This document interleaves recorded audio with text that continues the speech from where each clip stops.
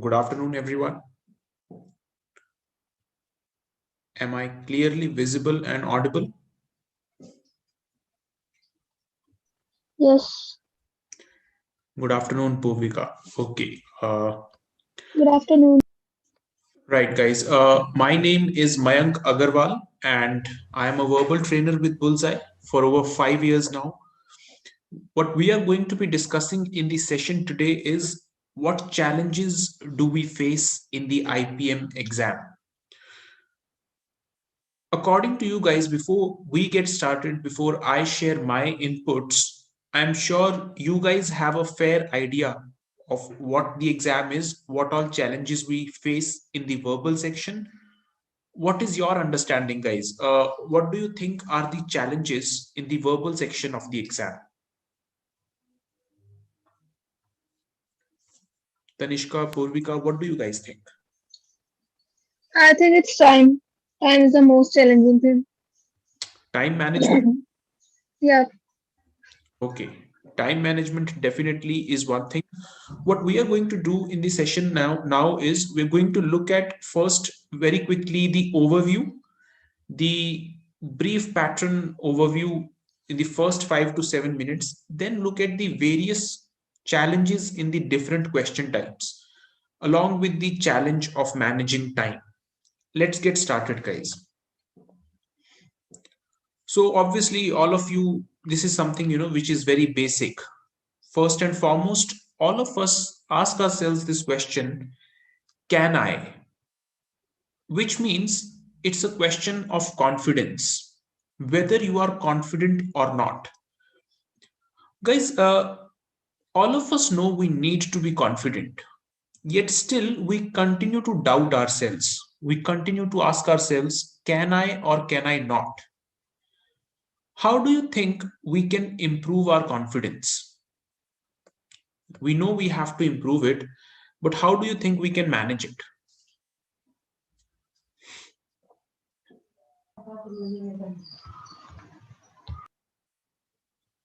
Tanishka says through practice.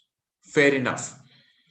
Please understand, guys, confidence is also a function of capability.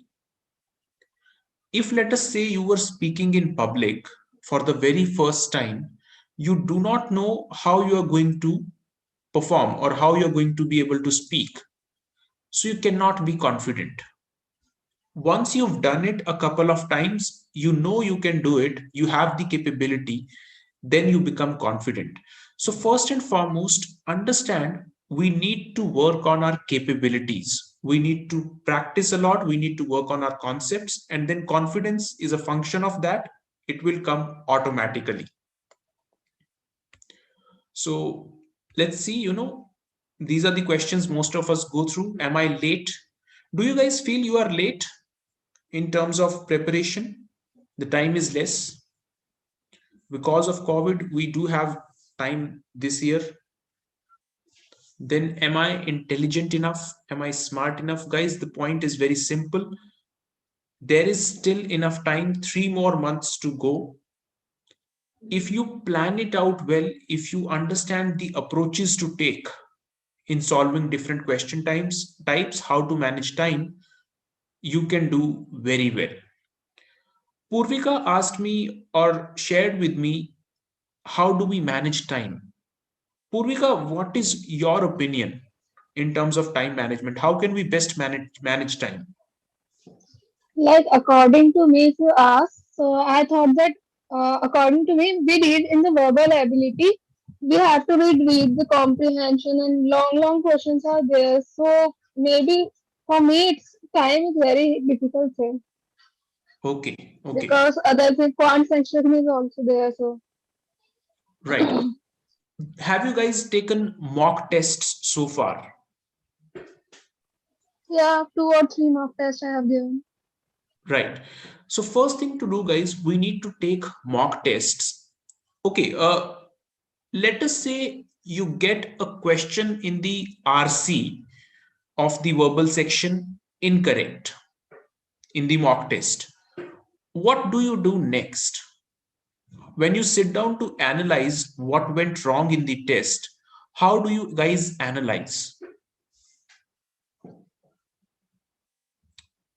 Purvika, how do you analyze once a question is incorrect in the RC section? First, I go through the comprehension first, and then I'll obviously I get disheartened, but then I'll manage that. Okay, now I have to do more practice. Okay, right. Now, please understand, guys, I'm going to try and lay out how an average student analyzes a mock. Let me know if you guys relate to that, if this is something that you do as well. Let us say you get a question in the RC section wrong. What we generally tend to do is, once the answer key and the explanation is out, you look at the correct answer, you go through the explanation, and if you are very convinced with the explanation, you say fine and you move on to the next question and then on to the next mock. Is that how we go through it? I think it happens with most of us, right? Now, please understand, guys, what is the objective of taking the mock tests? And then we will also get to time management. The objective of taking the mock tests is to be better the next time I sit down to take the test. So that by the time I take the actual final test, I have looked at my flaws and improved upon them. Understand the IPMAT is not a test of concepts. I am saying is not a test of concepts. I should rather say it is as much a test of your time management skills as it is a test of your concepts. Because given enough time, I think most of the questions in the test you are able to solve. But it's about how do I solve the maximum number of questions in the allotted time. So the idea is once you've taken the mock, once you've gotten a few questions incorrect, the next thing to do is analyze it carefully. Now, how do you analyze? Once you get a question in the, let us say, RC section incorrect, rather than being concerned with the answer, you need to be concerned with the approach. So, for example, you got a question wrong, you need to ask yourself, while I was marking the answer to this question, what was my thought process? Was it a case of my not understanding the passage properly? In that case, the weak area is the subject area from which the passage was. So, if the passage was from economics and I did not understand it properly, in order to improve, I need to improve my understanding on economics. So, I need to read up a little on economics. If it was a question of my not understanding the question properly and moving on to the options first, in a rush to get to the options, I did not understand the question. Then next time, I need to be careful that I read the question carefully. If it was a problem that I got stuck with two options and I marked one of those and that happened to be incorrect, I'm sure this happens with you guys. In the RC question, you get stuck with two options. You think both of these can be the answer. Then you're not able to decide on the answer. Does this happen? And then you mark one and Yes, move on, right? many times. Perfect. Now, understand, guys, how the questions are framed. If the question has four options, the question setter has framed the options in such a way that any average student will be able to reject two of those. What happens with us is when we are able to reject two of the options and zone it down to the remaining two, we feel a sense of achievement. We feel like half the job is done. Whereas, guys, the actual job starts right then. That is the time I need to slow down and focus harder, because every average student got to those two options. The test is how many of us can get this correct now. So then you need to slow down, read the two options carefully again, read the question again, and then mark the answer. What we tend to do is we try to think about the two options for about 5 seconds and then just mark one and move on without any actual surety. So, the point I'm trying to make is while analyzing, focus on the flaws in the approach. Am I not reading the question carefully enough? Did I not understand the passage? Was it a problem of concentration? Was it a problem of getting stuck with two options? Not thinking enough. Once you're aware of this, then the next time you sit down to take the mock, you are conscious of those flaws, and those flaws start to happen less and less. Whereas if you just look at the correct answer option, the correct explanation, you move on to the next mock, no real improvement has actually taken place. You're still pretty much the same as you were while taking the last mock test. Does that make sense, guys? What we need to do? I'm going to discuss. Right. So, the point now, guys, is apart from taking the mocks, focusing on how to take the exam. Now, taking the exam is in itself a skill, it's in itself a challenge. And people who are good at taking the exams score much higher, even though they will not be better than you in terms of conceptual understanding. Do you guys ever feel while taking the exam that you spent far too much time on a particular question and ended up wasting time? I'm sure this happens with quite a few of us. Right, guys. Now, please understand when I was a student, so I took the CAT exam. Uh, there is this topic of geometry in quant. I'm sure you guys are aware of it. I was never good with geometry in quant. So the moment I used to come across a circle or a triangle, I used to freeze and spend far too much time on that question. Then I discussed it with my mentor, with my teacher. How do I improve on geometry? And then he told me something which really relieved my burden. He told me that in order to score well in the exam, you do not really need geometry. The point is, anyways, you are not going to be able to solve all the questions in the exam. So, why bother with something that you are just not good at? So, he told me that your objective in the next mock test should be not to spend more than 1 second on a question on geometry. So, the moment you see a circle, move on to the next question.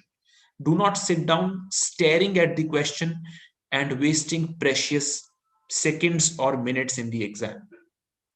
Similarly, guys, when you now take the mocks, identify your strong areas, identify your weak areas, and if there is an area that you feel is very, very hard for you, the objective is do not spend much time on that area. Move on. That is how taking the test becomes a skill. You only look at those questions from areas that you're comfortable with. So that is one way we need to, improve. Second thing, I'm now talking only of the verbal section. When do you think should we attempt the RC question? What is the best time in the exam to attempt the RC question?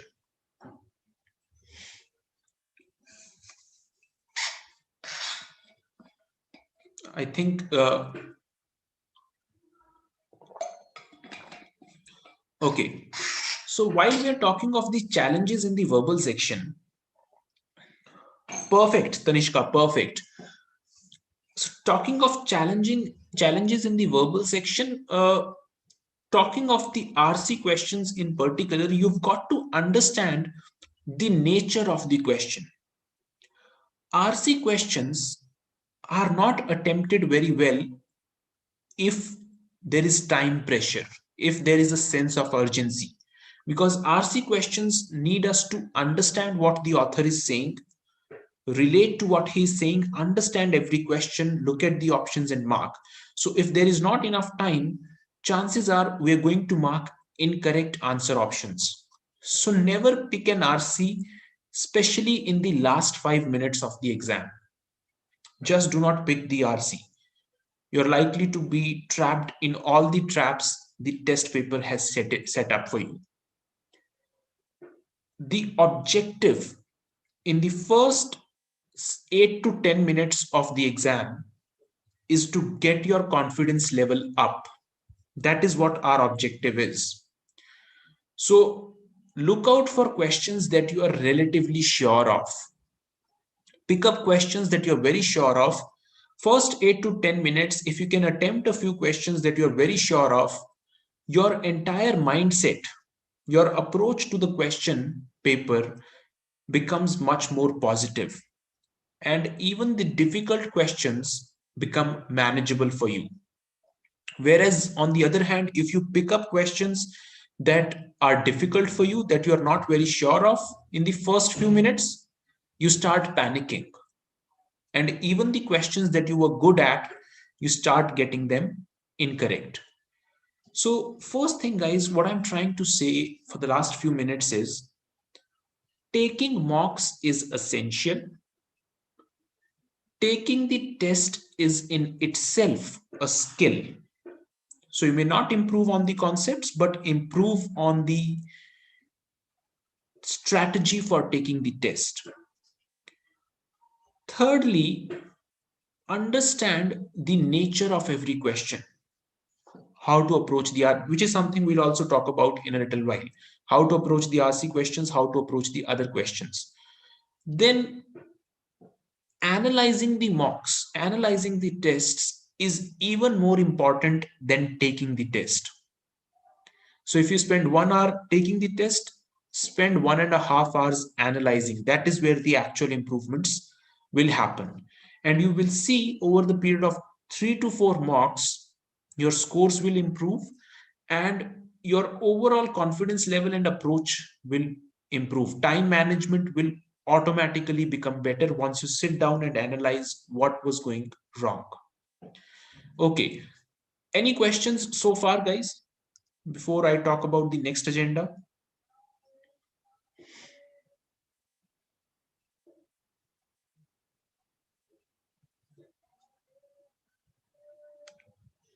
Okay, perfect. Now what we are going to do, guys, is I am going to share with you guys a very small RC passage.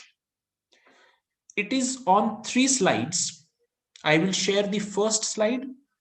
Once you are done reading the first slide, type in a Y in the chat box and I will move on to the next slide.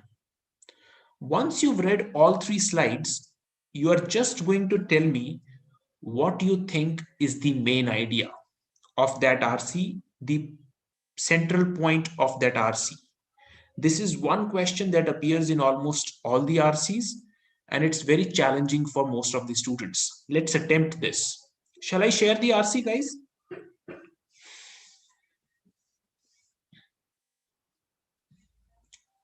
All right, let's look at the RC. Type in a Y once you're done reading this and I'll move on to the next slide.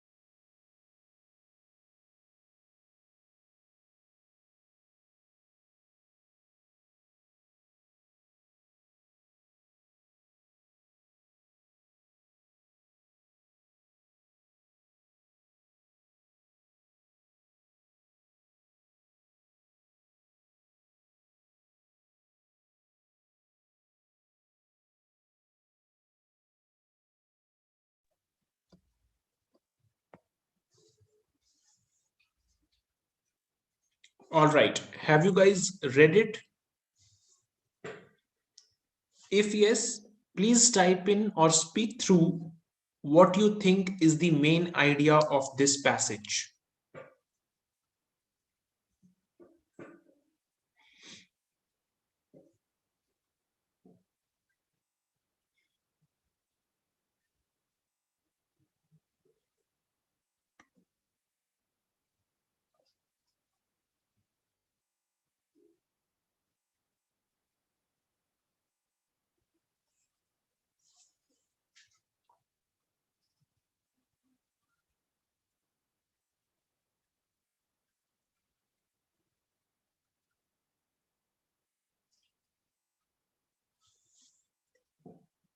Any idea, guys, what you think would be okay? Tanishka says technological advancements in videotapes. Fair enough. What do the others feel?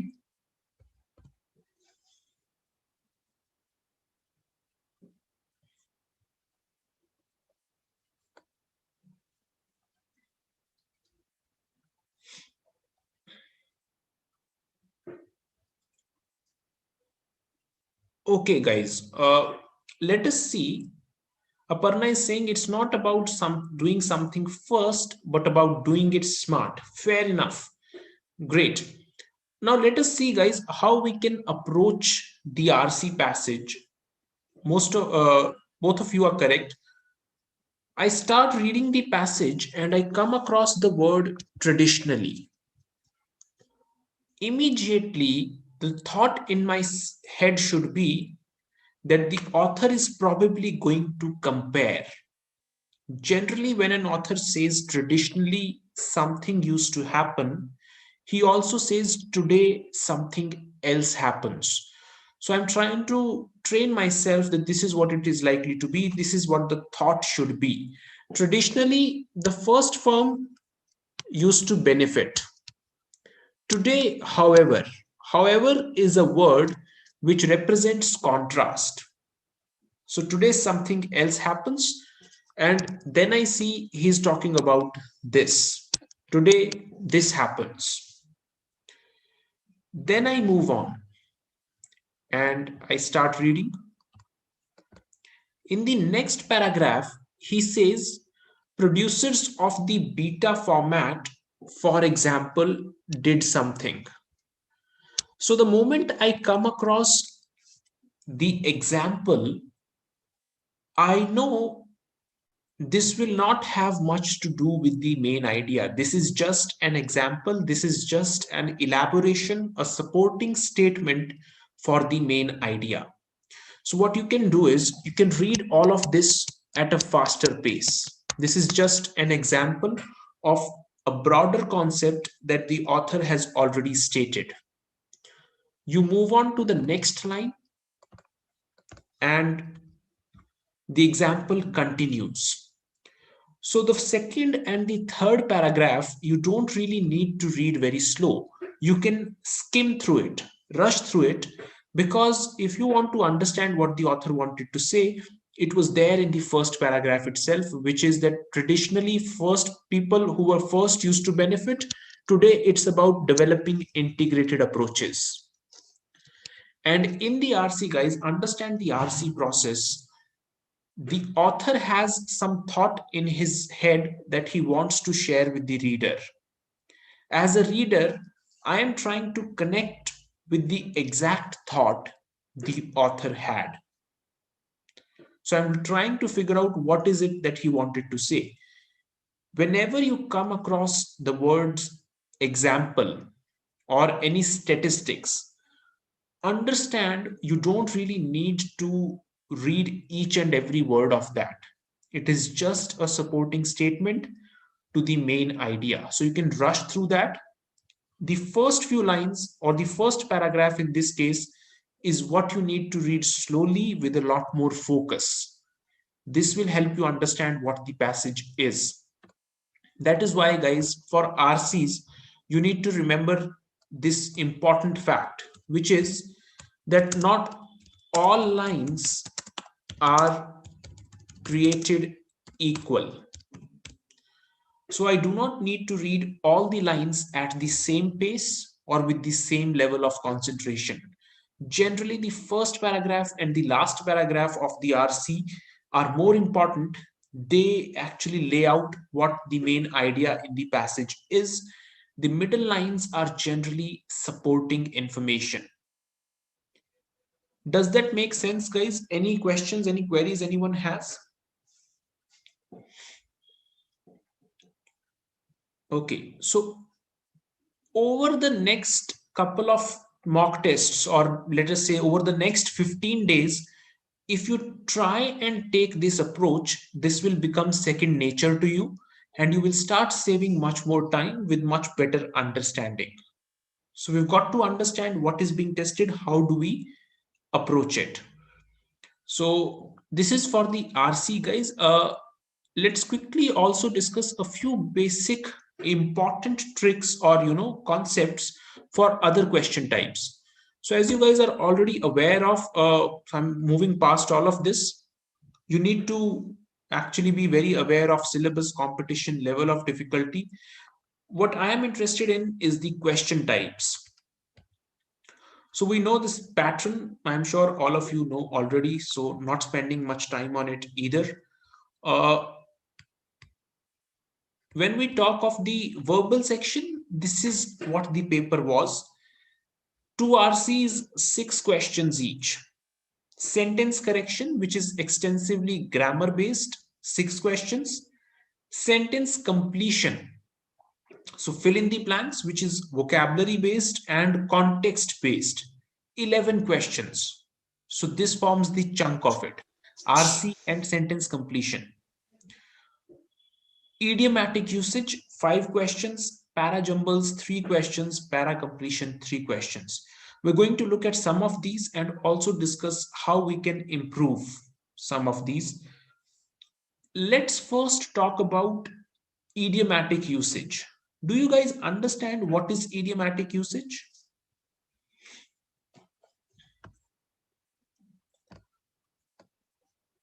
Do we have an idea, guys, what is idiomatic usage?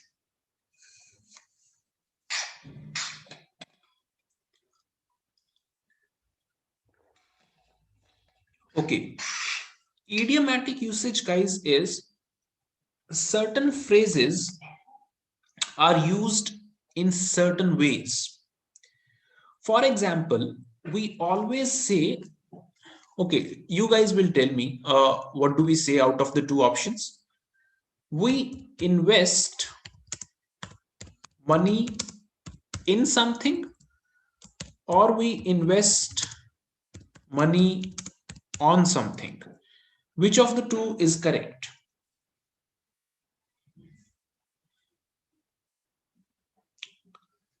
Right, Aparna.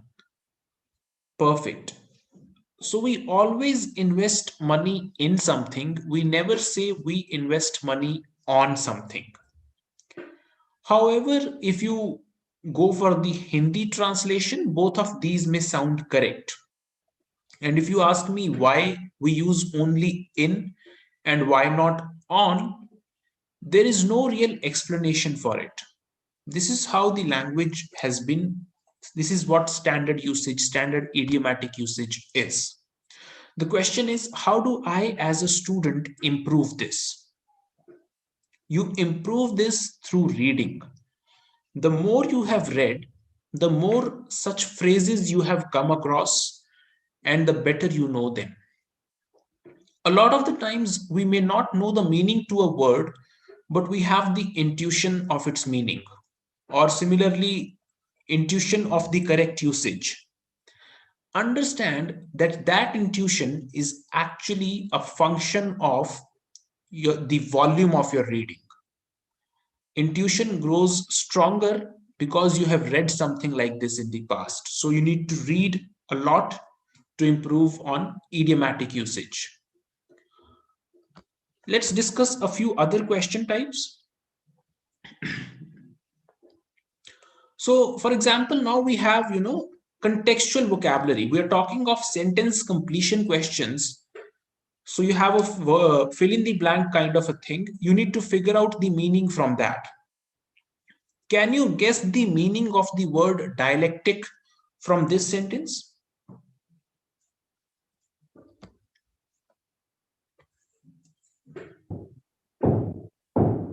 Perfect. Tanishka, Aparna, both of you are correct. The idea is, guys, there are hints in the sentence itself. When I say CAS has also been debated, it means before this also there was some debate, and hence the meaning of the word dialectic is debate, dialogue, or discussion. So sentence completion questions can be best handled if you read the sentence carefully. There are hints in the sentence itself. All right. Now, these are sentence rearrangement questions, guys. Sentence rearrangement, very simply, 5 sentences are given to you. You need to arrange them in the correct order. These are para jumbles. So, 5 sentences of a paragraph are given to you. You need to arrange them in the correct order. There are a few ways we can attempt this question, but before that, I want you guys to try this question and mark your answers in the chat box. Please take some time. I'll be back in a minute.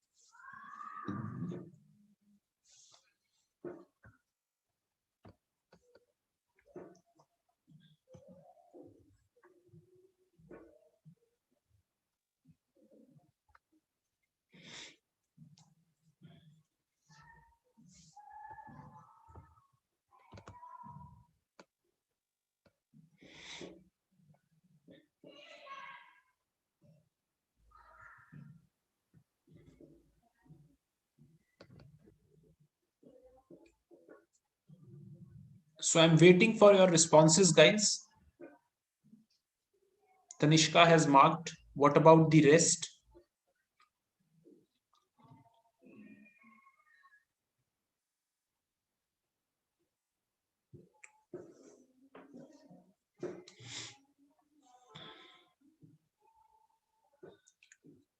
All right. Let's discuss this, guys.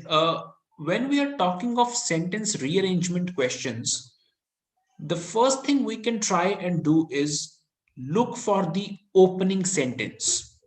All of you've done a lot of reading. So, in that reading, you would have figured out that generally the author starts out with a very general statement. So, we'll first make a general statement and then move on to specific cases or examples. Out of all the sentences, only statement E is the generic statement. He's talking about the thanklessness of the job of translators. E becomes the opening sentence. Then After this, Michael Hoffman, sentence A, is a very specific example of a general concept started in E. Remember, guys, the authors move from general to specific. So then I come across sentence A where Michael Hoffman is introduced for the very first time. Talking of opening sentences, guys, remember opening sentences are devoid of pronouns. So words like him, he generally do not have pronouns, the opening sentences. He says Michael Hoffman accepts this sorry fact, which is the thanklessness of the nature of his job. Then he says he acknowledges too. The key word is too. When I say he acknowledges too, it means he acknowledges something else also. And that was mentioned in sentence A, where he accepted a sorry fact. So it becomes EAC. Then you see there are few sentences which are negative in connotation, sentences A and C. Sentence D is positive. Whenever an author moves from positive to negative or vice versa, there is generally a transition sentence that shows that he's going to move from positive to negative. That sentence here is sentence B. But thanklessness and impossibility do not daunt him, and he feels passionately about his work. So the order should be EACBD. One of the things to do is figure out the opening sentence, then look for pairs of sentences, look for another important point, guys. The author always will give you the full name first, and then he's likely to use the surname or the first name. So the sentences with the full name should come first. Is that understood, guys? The answer is option 3. Almost everyone who marked it was correct.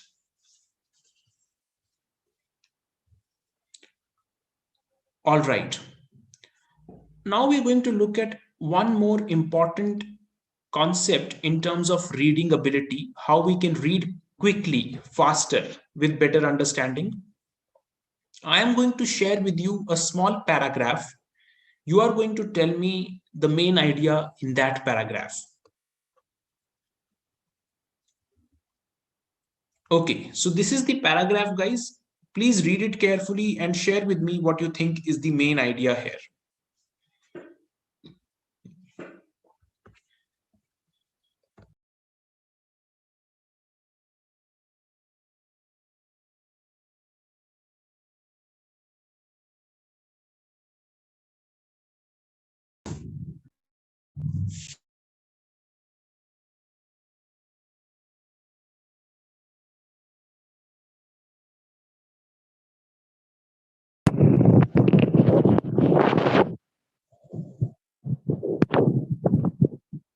How lack of vocabulary affects understanding.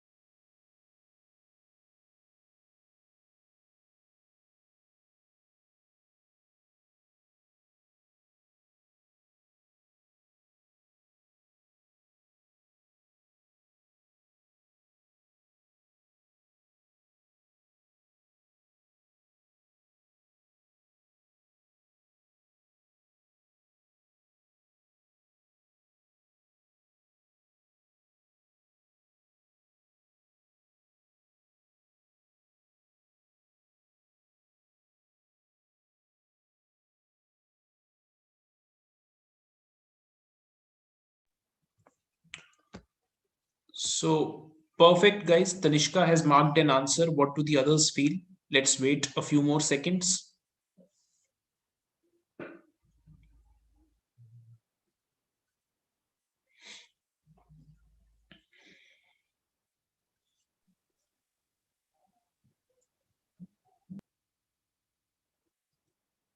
Okay, guys, let's look at it. Now, on the face of it, this may sound like a very difficult sort of passage because of the kind of words that I see. Let us see how we should be reading it. It says, in this paper, we shall examine 2 points of convergence between Plotinian philosophy and Byzantine aesthetics. Now, as a student, the moment I come across the words Plotinian philosophy and Byzantine aesthetics, I start to get the feeling that this is going to be a difficult RC, and also the feeling that I'm probably not understanding the entire thing. Understand, guys, I do not need to be concerned with these words. I simply need to read this as 2 points of convergence between A and B. That's it. Then the first point. So he's saying, the author is saying we are going to discuss 2 points of convergence, mentions the first point. First point concerns this. Then there is clear affinity between the views of, after that, all of these names are difficult sounding names. And if I read each and every name carefully, it's going to take me a lot of time and also give me the feeling that I don't understand the entire thing. I don't really need to read these names. I just need to read it as the first point concerns that there is clear affinity between the views of different people. That is it. Understand, guys, in the RC, I am concerned with the structure of the RC. What is the author trying to say? How is he saying it? Second paragraph, he says the second point concerns this. So he's mentioned the second point now. And then I read through, and then he says this thesis has found many supporters, and has also found opposition, and the two opposing views will be discussed further. The point is, guys, our objective is to figure out the main idea. Do not be distracted by difficult sounding words. They are there to distract you. We have to put ourselves in the habit of looking past them. Whenever you come across lists of names, lists of events, whatever, you don't need to read the entire lists. So basically, it is something what Tanishka has clearly stated. 2 points of convergence between two things are two philosophies are being discussed. First point and the second point. That is pretty much it. So do not have this feeling that you do not understand it. Do not be distracted. Any questions so far, guys? Before we move on?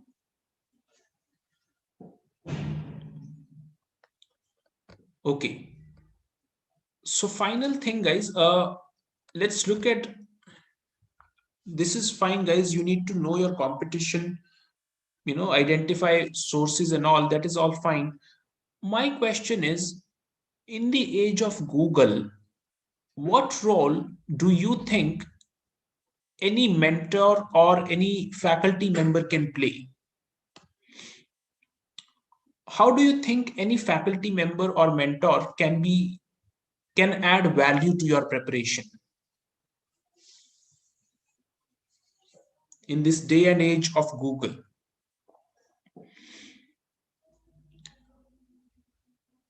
We need to understand one thing very clearly, guys. We have a limited time, and the objective is to make sure that that limited time is put to the best use. So I do not have the luxury as a student of hit and trial, of trying one thing, figuring out it doesn't work for me, and then trying the other thing. if you talk of concepts, everything is available online. If you talk of knowledge, it's enough on Google. When you talk of experience, when you talk of strategy, when you talk of people being able to guide you in terms of where to invest your time for best or optimal results, that is where the role of teachers or mentors is in today's day and age. The roles have changed. Understand, 15 years ago, the scenario was very different. So, if as a student you could name the capitals of all the states in the country, you could impress people. There was no Google. Today, it is different. Today, everyone has access to everything. It's about how you best utilize your time.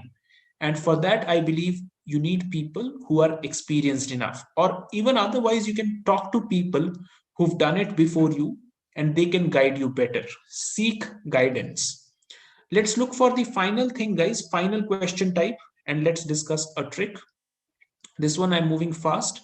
Okay, so this is a para completion question, guys. The final thing we are going to do today. Para completion is nothing. A paragraph is given to you. The last line of that is missing. You have to pick the option that is the fitting last line of the paragraph. So I'm going to share it on a 2-page view now.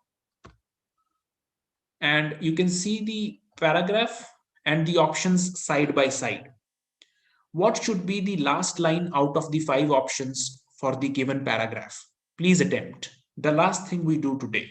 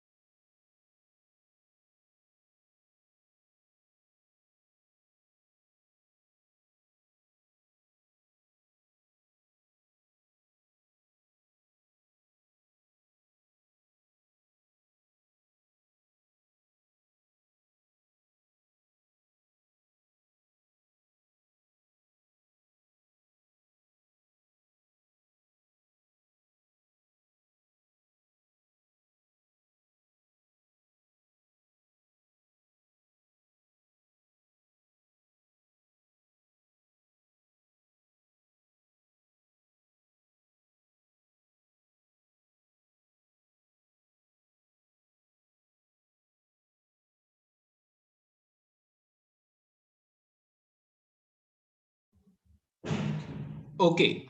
Have all of you read the question and the options once so we can discuss it?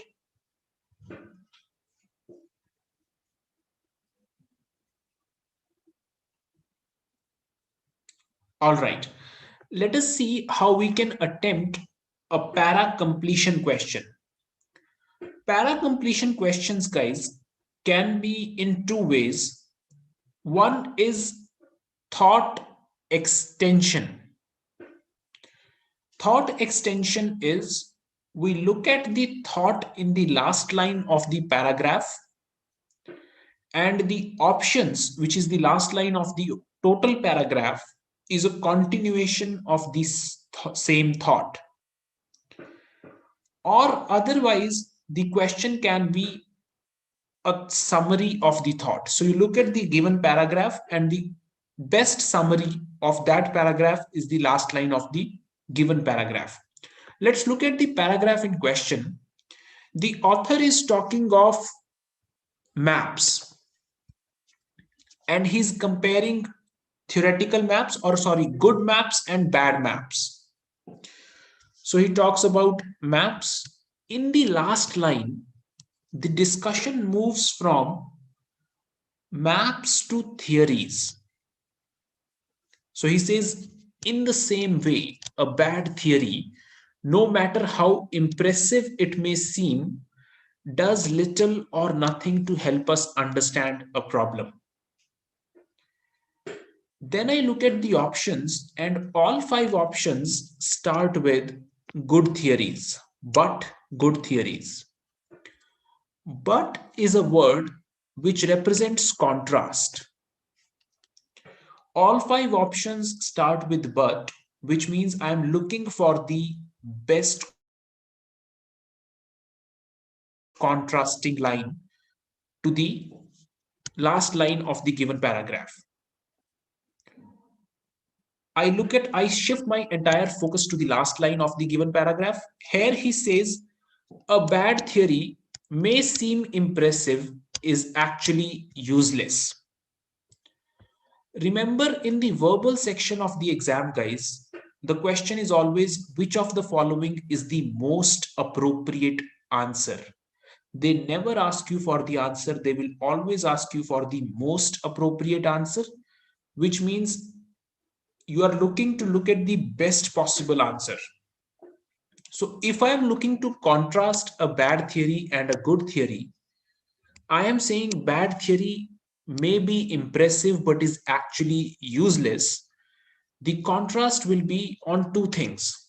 1, the impressive part. 2, the useless part. So I'm looking for the option which says good theories, even though they are not very impressive or fancy, are very useful, which is exactly what option 1 is doing, which is good theories are invaluable, priceless, useful, even if they are not very impressive. So the best contrasting line is option 1, and hence the answer to this question should be option 1. Did you understand this point, guys?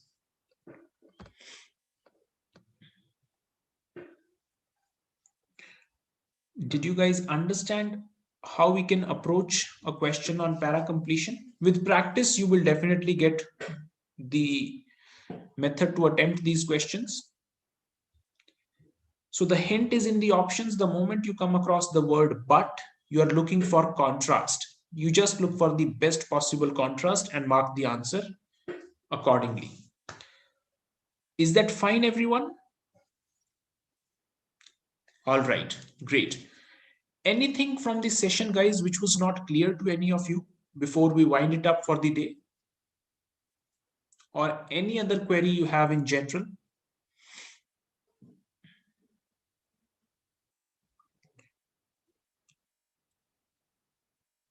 All right then. So thank you very much for the patience, guys. I wish you guys the best of luck. Have a great rest of the day. Take care, guys. Good luck. Thank you.